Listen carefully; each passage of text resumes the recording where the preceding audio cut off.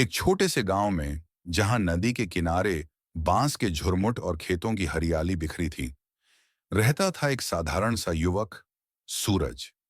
सूरज एक मिट्टी के बर्तन बनाने वाला कारीगर था, जिसके हाथों में मिट्टी न जाने कितने रूप ले लेती थी।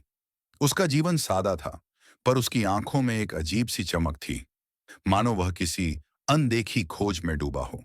गांव के लोग उसकी कला की तारीफ करते, पर सूरज का मन कहीं और भटकता था। एक दिन गांव में एक मेले का आयोजन हुआ। मेले में दूर दराज से लोग आए और वहां सूरज की मुलाकात हुई काव्या से। काव्या एक लोक गायिका थी, जिसकी आवाज में जादू था। जब वह गाती तो पंछी भी ठहर जाते और हवा में एक सुकून सा बिखर जाता। सूरज ने जब काव्या को गाते सुना तो उसकी निगाहें ठहर गईं। उसका दिल काव्या की मधुर आवाज में खो गया। निगाहें ठहरी जो मीठी मीठी होने लगी उनसे, दिलकशी। उसके मन में यही भाव उमड़ने लगे। सूरज ने काव्या से बात करने की हिम्मत जुटाई। तुम्हारी आवाज में कुछ ऐसा है जो दिल को छू लेता है, उसने शर्माते हुए कहा। काव्या मुस्कुराई और बोली, यह आवाज मेरी नहीं, मेरे मन की है। जब मैं गाती हूं तो लगता है मैं ईश्वर से बात कर रही हूं। सूरज के मन में एक नया रंग उभरने लगा। दिलो दिल कुछ नया सा मुझ में उनका गूंथने लगा हुआ उन्स।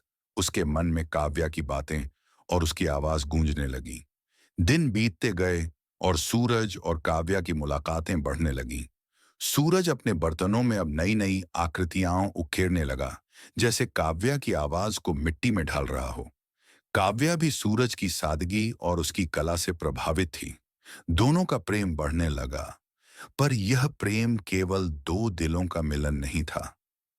ये एक ऐसी चाहत थी जो उन्हें अपने भीतर की गहराइयों तक ले जा रही थी। लो फिर आ ही गई दिल में, सदियों ने रोका, जिसे हाय या मोहब्बत। एक दिन गांव में सूखा पड़ गया। नदी का पानी सूखने लगा और गांव वाले चिंतित हो उठे। काव्या ने गांव वालों को इकट्ठा किया और कहा, हमें मिलकर प्रार्थना करनी चाहिए। अगर हमारा मन सच्चा हो तो ईश्वर हमारी पुकार सुनेंगे। सूरज ने काव्या का साथ दिया। उसने मिट्टी से एक सुंदर मंदिर बनाया और काव्या ने उसमें अपनी गायकी से प्रार्थना की। गांव वाले एकजुट होकर प्रार्थना में शामिल हुए।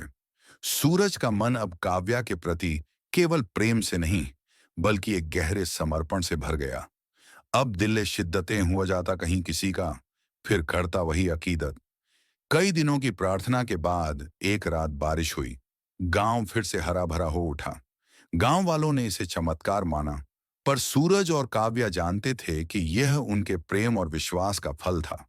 उनका प्रेम अब केवल एक दूसरे के लिए नहीं, बल्कि पूरे गांव और ईश्वर के लिए था। दो ठहरे नहीं जब जहां और खुदा मोहब्बत हो जाती, खुद इबादत।